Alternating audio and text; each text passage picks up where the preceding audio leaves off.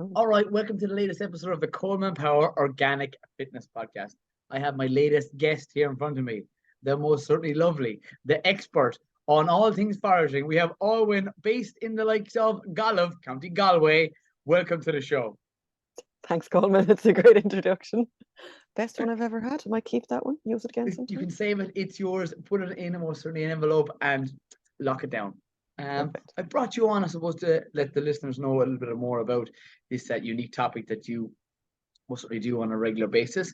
I suppose if you Yes. let the listeners know a little bit about you, and yeah, we can start off from there. What you do currently, where you're based. Sure. So I'm from County Kilkenny, but I'm based in County Galway out near Loughrea. And people often ask me, "Gosh, how did you get into doing this? How do you get into like teaching foraging?" And it's really been one of those sort of very incremental journeys. Like I never sort of dreamt of being a foraging teacher when I was a child. But I've worked in health food stores a lot, so I've got a lot of herbal medicine knowledge through that line of work. And also a lot of my friends are herbalists, and like we're always talking herbs and um, the different ways we can use them. And then I did a horticulture course a number of years ago, an organic one up in the organic centre in Rossinver in Leitrim. Um, and just all of those sort of elements have been sort of funneling me into a sort of wildy, outdoorsy focus on food and health because I'm a massive foodie. I love all things foodie, and like I feel it's very, very important that we eat more locally and that we eat really well and that we empower ourselves to take care of our well-being through our diet. That's hugely important to me, and it's central to my work. Um, and now I've lost my train of thought. I was going to say something else there that was going to be brilliant. I've forgotten No, now. I'll tell you what's going to be brilliant. Because I was just going to go, okay, I want to point you in this direction in particular, right? No, a Yeah. lot of listeners to this podcast will be looking for more, I suppose, health. And I want you to maybe recommend, in your own words, maybe herbs for balancing hormones. And I suppose typically maybe women's health, with the majority of listeners of this podcast Hmm. being women based. Okay. So this is an area that I find really interesting. Not an area, but the way we learn about herbs and the way we learn about plants and what they're used for. So we have this the way we one way of thinking about them, I find it almost a little bit reductionist, where we go with this like list-based way of learning, where we go, well, this herb is good for this, and this one is good for these other things. But I'm tending now more towards coming at things from an even sort of broader, more holistic approach where it's not just that the herbs are good for this and they're good for that. It's like, do they agree with this person? Are they in your locality? Are they speaking to you in some way? Are they calling out to you in some way? And the same way, I don't really think about plants so much anymore in terms of what nutrients they contain. Like, well, this is really high in vitamin C and this is really good for iron. Um, it's more a broader look again. So, like, I have a good friend who's a forager, Edward Blaine is his name. He's of Tally Foods, and I was out foraging with him a few months ago, and he said a lot of the medicine isn't the way we think of it.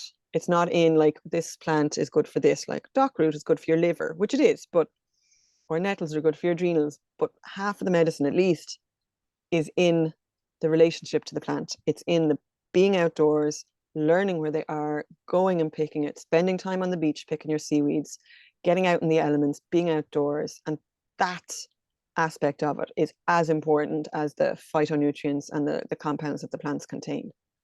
And I'd agree with that because you come across people who use the same plant for like opposite problems, contradictory types of symptoms, and the same plant will work for both of them. So that's part of my opinion is like, and I still teach like that. I still teach like this plant is good for this, and this, but I try to guide people, but it's actually a much, much, much bigger picture than that as well. So don't get too hung up on is this plant the right one for this ailment. You need to match them to the constitution of the person as well. And in saying all this, just so it's clear, I'm not actually a herbalist. I don't take clients, and I don't have a 4-year degree behind me or anything. Um, I do have. I consider myself a bit more of like a hedgerow herbalist, you know. Um, but yes, that doesn't answer your question at all. Not even one bit. No, but it's more so just a conversation about it, and that is a very valid point. It's Yeah. the benefits of most certainly going and foraging or picking different types of herbs, and most certainly plants, maybe even mushrooms. We might touch on later coming into season, very shortly, probably when this podcast comes out. Is things that I want to come on to later on. But yeah, the benefits of naturally touching your hands and or your feet off the likes of either the sand or the soil or the Yeah, leaves at different locations that you currently end up at. And again, the benefits of fresh air, the benefits of sunlight, all things that are underrated that literally totally. you couldn't sell in a supplement. Why? Because supplements most certainly have a completely different effect on the body than something natural, such as the sun and or the ground. Yes. Yes. Yes. Yes, I knew it. I just took Yes. already knew. I told you before this podcast started. I said this is going to be an absolute cracker. Lads, if you're listening here, you can rewind because there's going to be golden nuggets throughout. Thanks, Colin. I hope so. Yeah. So yeah, that's and sometimes when I'm trying to learn more about herbs and plants as well, and I'm thinking like that, I'm like, okay, I'm going to do a bit of study on like the female reproductive system or PMS and stuff, and it almost just goes in one ear and out the other one because I can't always grasp it. It can get anyway, or it can start to feel too reductionist or too sciencey for me, even though there's definitely a place for that in the world. Don't get me wrong, I'm not sort of slating it in any way, but yeah, I think our relationship to the plants that we're using is as important as the plants that we're using and the fact that we're using plants. That makes sense. Yeah, it does to me. Right. Have you ever come across, I suppose, a statement such as whether it's an animal and or it's a plant, if the plant is under a certain amount of stress, that has a positive or a negative effect, depending on, I suppose, the treatment of that plant or animal to the person that consumes it. Mm-hmm. Yeah, I've come across this in relation to animals and also to plants. So in the animal context, you know, I would know some people who would eat roadkill or who have eaten roadkill, and I know some people who would specifically choose not to eat roadkill, not because, oh, it might be a bit gross, but because they feel that that animal has died in a moment of intense fear or trauma, and then that energy transfers into the meat of the animal, and then when you're ingesting it, you're getting that. But sure, surely you could say the same for an animal in an abattoir. I'd imagine that there's an element of fear and trauma there too. Um, and then in terms of plants, yes, there's this, and I am certainly not an expert on this, so anything I'm about to say right now is not like necessarily scientifically bang on the money, but um, there's the idea of secondary compounds in plants, which are the things like the bioflavonoids and the antioxidants and things that tend to be medicinal for us as well.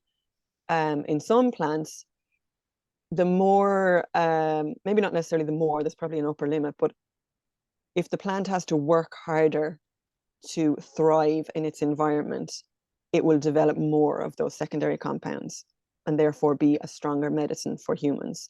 So, for example, the example that I have in my mind that I definitely read in a book, and I can't remember which book, was rosemary. And they had a rosemary plant that was grown in like really well fertilized soil and like kind of mollycoddled, you know, fed lots of nutrition and really looked after. And then a rosemary that was growing in like a rocky area and a much sort of tougher terrain. And the second rosemary plant was much higher in all of the sort of beneficial compounds and things that we use for medicine. So yes, like your terroir, I'm definitely saying that wrong, but that's a word normally used in relation to wine, which is like the flavor of the earth that it's grown in affects the flavor of the grapes and the wine. And you could certainly have the same. You could say the same for all plants, that the bedrock and the environment that they're growing out of affects their quality and affects their flavors and affects their constituents, their makeup. And then yes, of course, we ingest that, or animals ingest it, and we ingest the animals, and that affects us. Like, And we gain the advantage of that. Yeah, to even just break that down to its simplest form, like antioxidants are, I suppose, created from, I suppose, plants that are under stress. So if anything, take the example of why, let's say, homegrown or organic produce is that little bit better for you and a little bit tastier. mm-hmm. It's because antioxidants are produced. Let's say the tomato plant. that literally, say, a green fly starts to most certainly take nibbles out of or suck the sap out of a tomato plant's leaves, Yeah. and it ends up happening then. The advantages of that are higher antioxidants, which are linked with flavor in those tomatoes. So that's just one example of that. And then antioxidants for the plant is when it's under stress, we gain the advantage of those antioxidants for our body that then reduces stress. We have less stress, we have more energy, we get more benefits from that. Yeah. Yeah. And obviously there's like an upper limit to that. Like if your plant is super duper stressed out, covered in aphids, then it's no good. It's not going to survive. But yeah, and it's the same for people. You know, we have a certain amount of stress is good for us. And like, I don't know if you've ever come across the anti-fragility theory. It's like you have a glass is always going to be fragile. It can drop and break really easily. You have a stone that's probably never going to be fragile because it's super solid and strong. And then you have something like humans or animals where we can become stronger. So the idea that overdoing it is a different thing, but the idea that sort of working ourselves hard is necessarily bad for us isn't an absolute truth, because if we work ourselves hard, we get stronger, we get more resilient. Again, there's obviously the idea like you can overdo it and you can break your knee or your ankle or stress your adrenals out so much that you'll go into burnout. But appropriate stress levels on our bodies and on our joints and on our bones make us stronger. In certain areas, that's it. You strengthen a muscle Yeah. if you do enough squats. The idea is most people are actually underperforming, putting themselves under adequate amount of stress in the right areas so that they can be their best. Yeah. I'd love for you to tell me a little bit more, I suppose, about things that you would consume that you most certainly would forage or that you would recommend to other people, so I suppose to put them on the right track. Okay. I always think that we're super lucky in Ireland because we have loads and loads of edible plants and lots of edible wild ones, and lots of them are also medicinal. So like for beginners, I always say start with nettles. Start with nettles because you cannot misidentify them.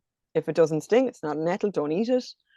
And they're super, super nutritious. They're really broad ranging. Their medicinal actions in the body cover, they cover blood cleansing, they're liver supportive, they're adrenal supportive, particularly kidney supportive, great for all the structural tissues in our body, good for our hair, skin, nails, good for energy and fatigue problems. And like they can help with hormonal health, they can help with mood health.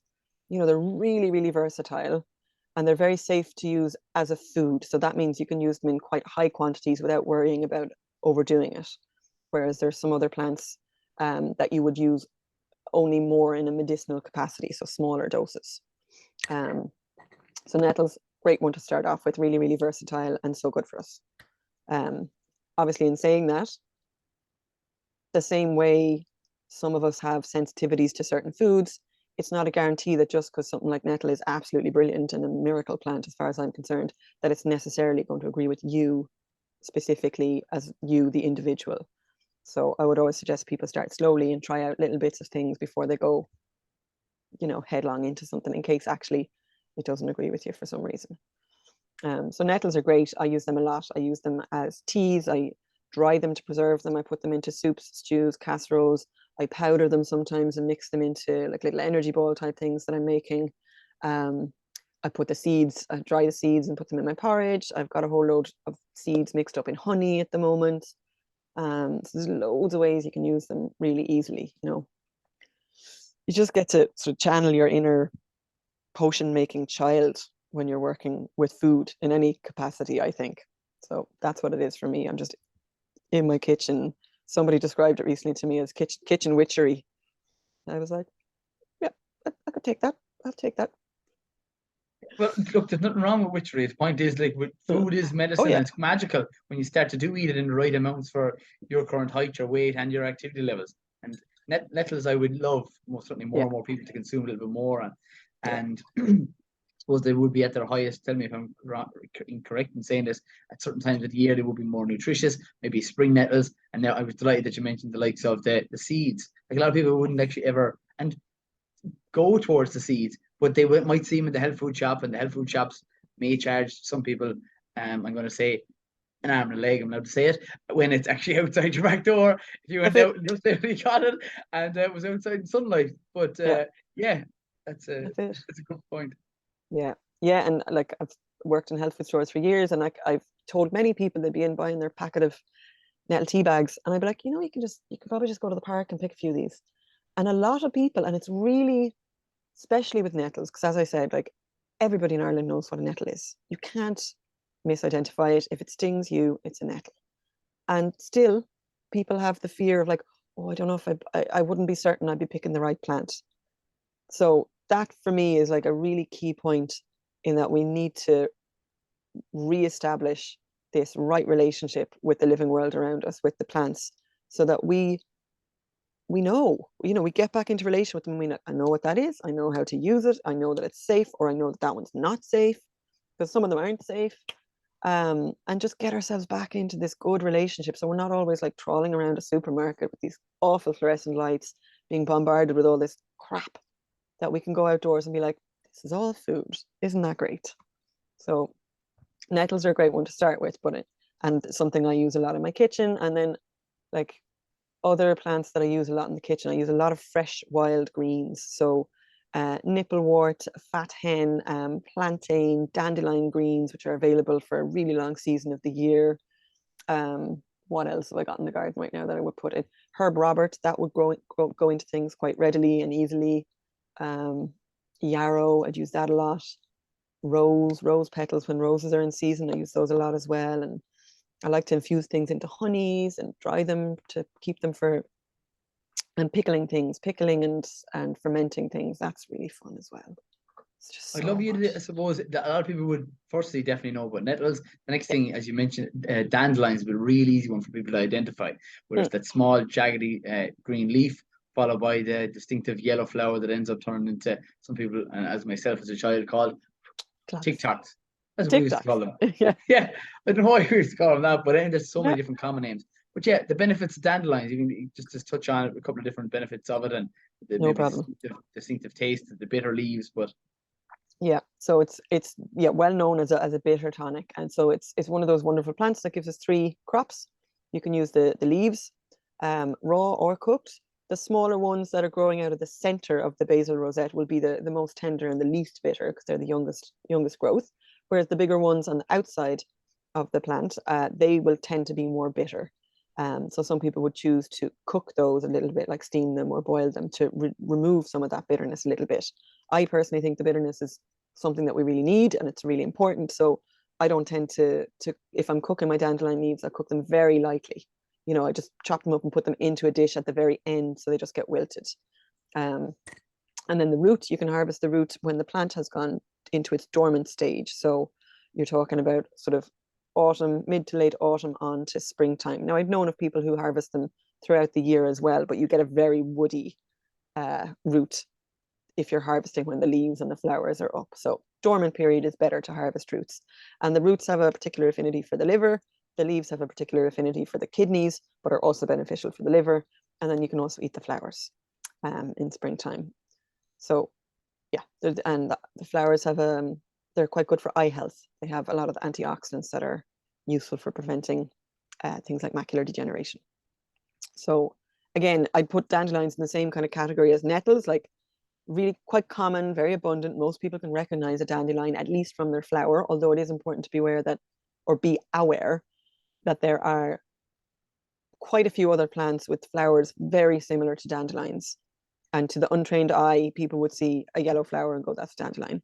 So you want to check that your dandelion flower, if that's what you think it is on a single stem, that when you break it, it's like a straw, it's completely hollow, and it'll exude a little bit of milky latex. And or that it has, as you say, those kind of jaggedy leaves at the bottom. So yeah, very nutritious plant, really nourishing, lots of minerals, very supportive of the detoxification processes in the body. So, and like nettles, you can eat quite a quantity of it. You can eat a big bowl of dandelion salad if you want, and nothing terrible is going to happen to you. Like spinach, except better. and free if it's in your back, outside in your back garden. Exactly.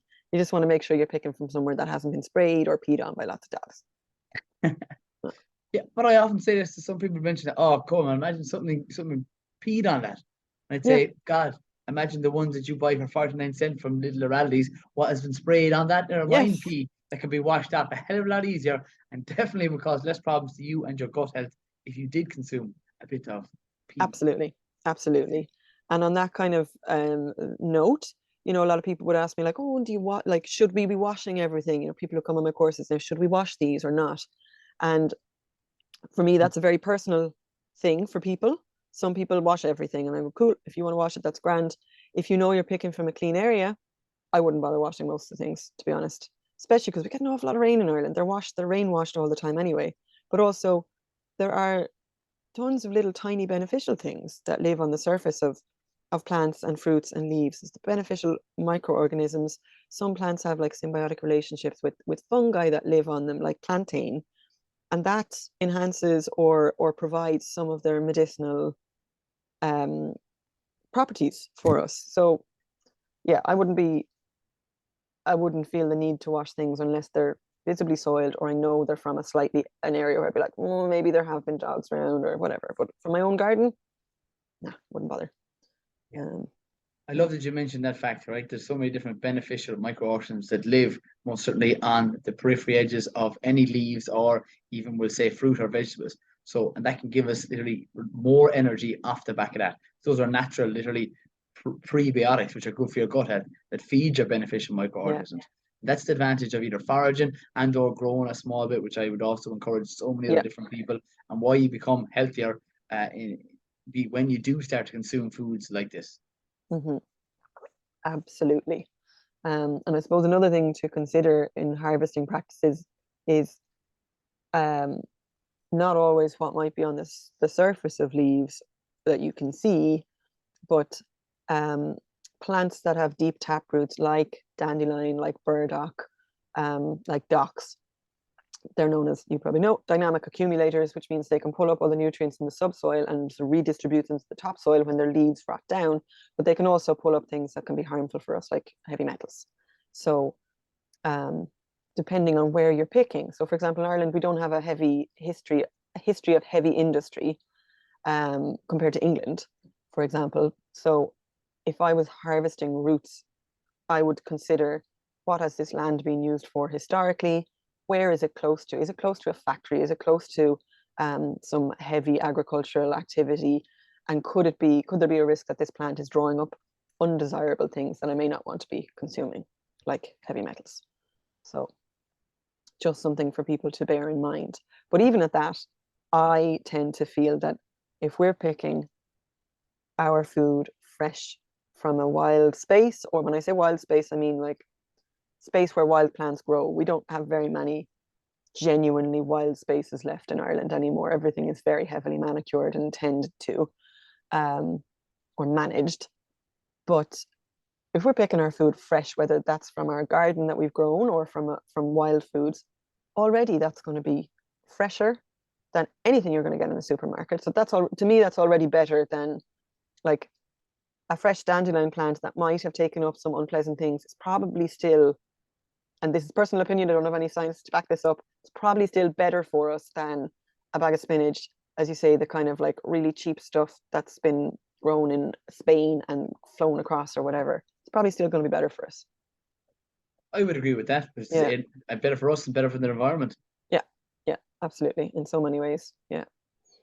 There's something else that passed through my head there to say, but I think it's gone. So you had a question, maybe? I was going to ask you, I suppose, more about your foraging courses that you're currently doing. Hmm.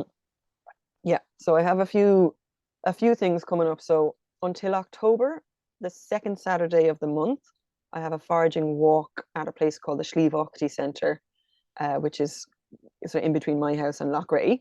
And they're sort of half day things, 10 to 1.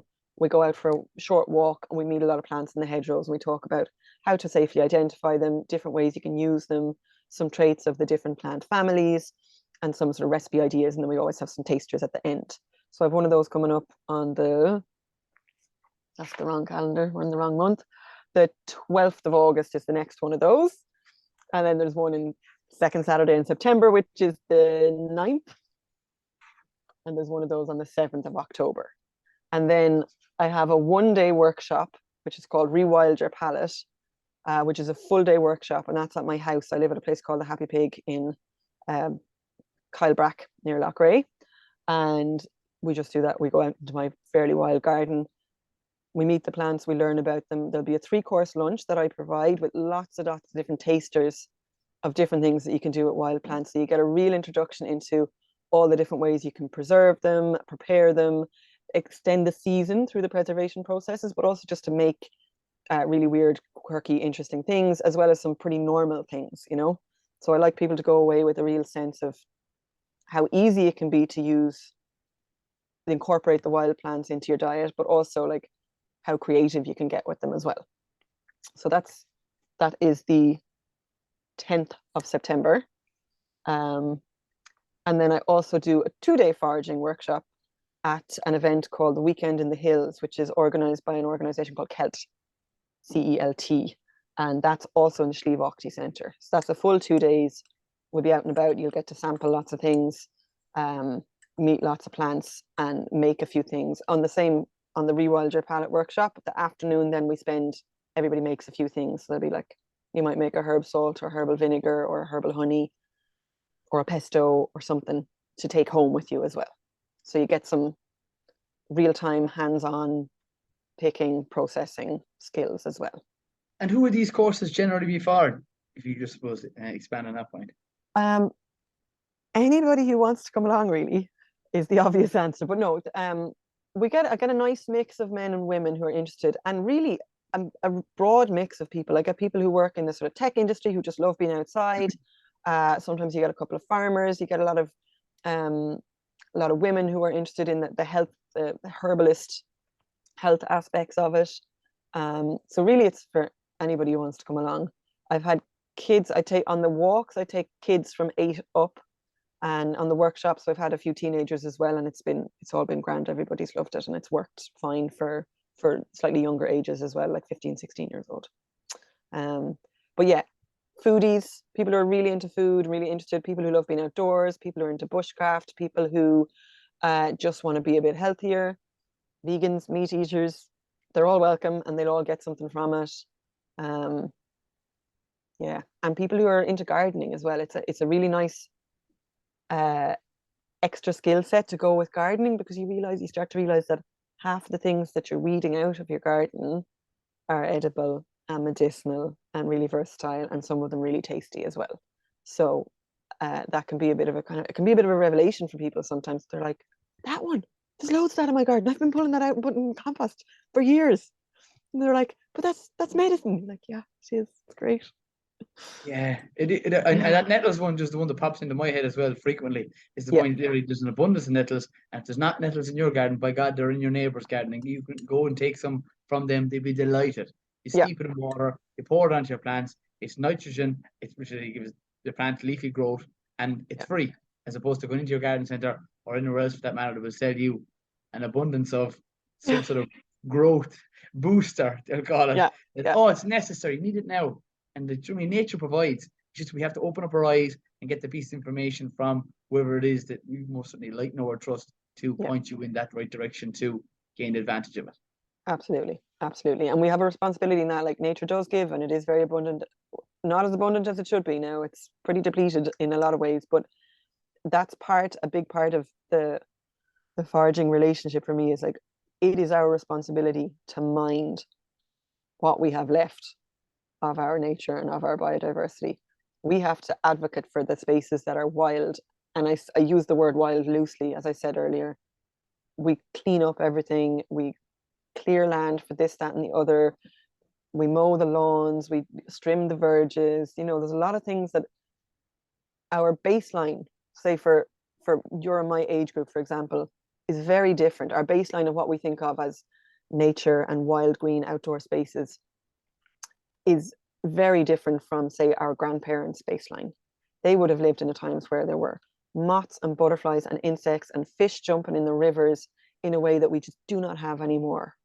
Everything is hugely depleted. So when we're working with the wild plants, we want to do it in a way that is mutually beneficial. We have to. It's so vital nowadays that we're tending the wild in a respectful way that benefits it, encourages it to grow more, that we advocate for protection of those spaces and those plants and those other many, many creatures that also live in and on and off those plants. So that for me is a really key point. It's like, there's a bigger picture as well. It's not just, oh, is this plant good for me? Am I going to get some health benefits from it? It's like, is this plant good for me? And how can I be good for it?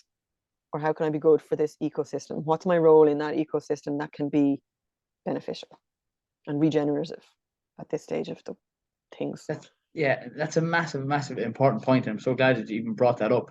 And I suppose I just want to wrap up by saying thanks so much, Dave, for coming on to this podcast. And where's the best place for most certainly people to either get in contact with you if they have any other questions about foraging, and or to maybe get onto one of those courses in the near future, which would be a brilliant, just putting it out there, present for somebody. Because the things that we buy right now, whether it's, I'm just trying to think of presents off the top of my head, they're shite. Right. Yeah, we got those. Yeah, that they might use for a week or two and it's gone. Whether it's a book, or I'm trying to think, look around the room at other things. Those awful shower sets, with the loofah and the fucking body wash and the shower gel. Nobody needs those. Nobody. No. They're We need terrible. connection. We need like-minded people, and to improving our current knowledge and health off the back of either going to one of these events that most of you are running. Where's the best place for them to contact yourself? So I am, much to my own dismay, on Instagram, and that is probably the best place to keep track of me, let's say. So Instagram, and I have a lengthy, boring name of Olwyn_Williams_foraging_yoga, because I also teach yoga. I think I might need to redesign that name to be a little catchier and easier to remember, but that's what it is right now. And they can also sign up to my mailing list. That's probably another really direct way to do that. So if you can I send you links and things to put in? You certainly can. Yes, I'll do that then, and I'll put a link straight to the mailing list, sign up, and they're the two most direct ways to get me, for sure. I'm on Facebook as well, but sure, nobody uses Facebook anymore. You'd be surprised. And what I'll end it, you send me over the links, and we'll certainly those names, and we'll put them in the show notes so people can click directly from this podcast and over to your social media platforms. Amazing. And there's one more lovely event that I have coming up in November. Let me just check. Yes, the first weekend in November, so the 4th and the 5th of November. It's part of a Celtic Queen of the Year series that I've been running with a good friend of mine called Jenny O'Hare, who's an ecotherapist and deep ecologist.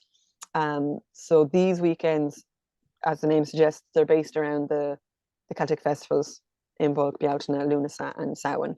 So they have foraging element of them. We'll be outdoors picking some plants, working with some plants, but they also have this sort of seasonal resonance, seasonal living, deep ecology and ecotherapy flavor to them as well. So we'll be working with those kind of themes and those kind of practices to